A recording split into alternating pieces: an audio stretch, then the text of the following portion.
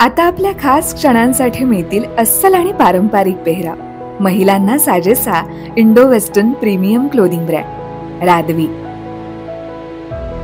जिथं तुम्ही मूळ चंदेरी पासून लिनन पर्यंत प्रत्येक भारतीय वस्त्रातील पेहराव खरेदी करू शकता. म्हणूनच आजच आमच्या ऑफिशियल वेबसाईटला भेट द्या. जिथं परंपरेचा साज तिथं रादवी तुमच्यासाठी खास.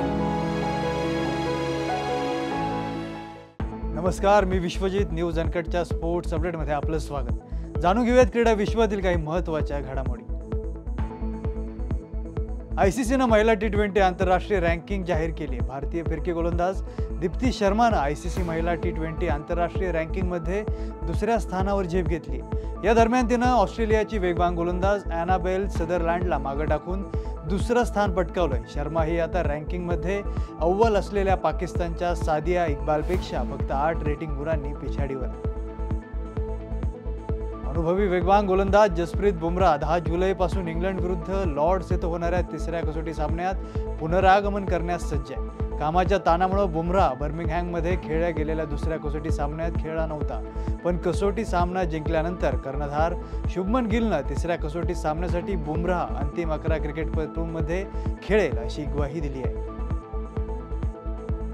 श्रीलंकेनं बांगलादेश विरुद्धची 3 सामन्यांची वन डे मालिका जिंकली आहे. तिसऱ्या वन डे सामन्यात श्रीलंकेनं नाणेफेकीचा कौल जिंकला आणि प्रथम फलंदाजीचा निर्णय घेतला. श्रीलंकेनं प्रथम फलंदाजी करताना 50 षटकांत 7 गडी गमावून 285 धावा केल्या आणि विजयासाठी 286 धावांचं आव्हान दिलं. मात्र बांगलादेशनं 39.4 षटकांत 186 धावाच केल्यानं श्रीलंकेनं हा सामना 99 धावांनी जिंकला.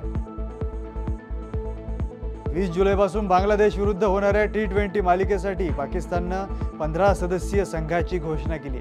या मालिकेसाठी सलमान आघा याची संघाचा कर्णधार म्हणून नियुक्ती करण्यात आली. अहमद दानियल आणि सलमान मिर्झा यांना पहिल्यांदाच संघात संधी मिळाली आहे. तर बाबर आझम, मोहम्मद रिजवान आणि शाहीनशाह आफ्रिदी सारख्या प्रमुख खेळाडूंची बांगलादेश दौऱ्यासाठी निवड झालेली नाहीये. ही T20 मालिका 20 जुलैपासून सुरू होणार असून 3ही सामने मीरपूरमध्ये खेळले जातील. पाकिस्तान क्रिकेट संघ बांगलादेश विरुद्ध T20 मालिका खेळण्याच्या तयारीत आहे. परंतु या मालिकेपूर्वी पाकिस्तान संघासाठी एक वाईट बातमी समोर आली. पाकिस्तान संघाचा महत्त्वाचा गोलंदाज हरीस रौफ जखमी झाल्याचं वृत्त समोर आलं. अशा परिस्थितीत तो जुलै महिन्यापासून सुरू होणाऱ्या बांगलादेश मालिकेतून बाहेर पडण्याची शक्यता आहे. झिम्बाब्वेचा वेगवान गोलंदाज कुंदई माटिगुमू याला दक्षिण आफ्रिकेविरुद्धच्या दुसऱ्या कसोटी क्रिकेट सामन्याच्या पहिल्या दिवशी अयोग्य आणि धोकादायक पद्धतीने गोलंदाजी केल्याबद्दल 15% मॅच फीचा दंड ठोठावण्यात आलाय. त्याच्या खात्यावर एक डिमेरिट गुन्हाही नोंदवण्यात आलाय. 8 जुलै रोजी झालेल्या पुरुष एकेरीच्या उपांत्यपूर्व सामन्यात कार्लोस अल्काराजचा सामना ब्रिटनच्या कॅमेरॉन नॉरिसशी झाला. ज्यामध्ये अल्काराजनं पहिला सेट 6-2 असा जिंकला. तर पुढील 2 सेट 6-3 आणि 6-3 असं जिंकून उपांत्य फेरीत आपलं स्थान निश्चित केलं. आता कार्लोस अल्काराजचा पुढील सामना अमेरिकन खेळाडू टेलर फ्रिट्झशी होणार आहे. हिमाचल प्रदेशचा बॉक्सर अविनाश जमवालनं कझाकिस्तानच्या अस्तानामध्ये 30 जून ते 7 जुलै 2025 या कालावधीत झालेल्या जागतिक बॉक्सिंग कपमध्ये शानदार कामगिरी करत रौप्य पदक पटकावलं. यापूर्वी त्यानं ब्राझीलमध्ये झालेल्या या स्पर्धेतही रौप्य पदक जिंकलं होतं. मात्र या स्पर्धेत हा सामना अटीतटीच्या क्षणांपर्यंत रंगला. परंतु 2-3 अशा अत्यंत जवळच्या निकालानं अविनाशला रौप्य पदकावर समाधान मानावं लागलं.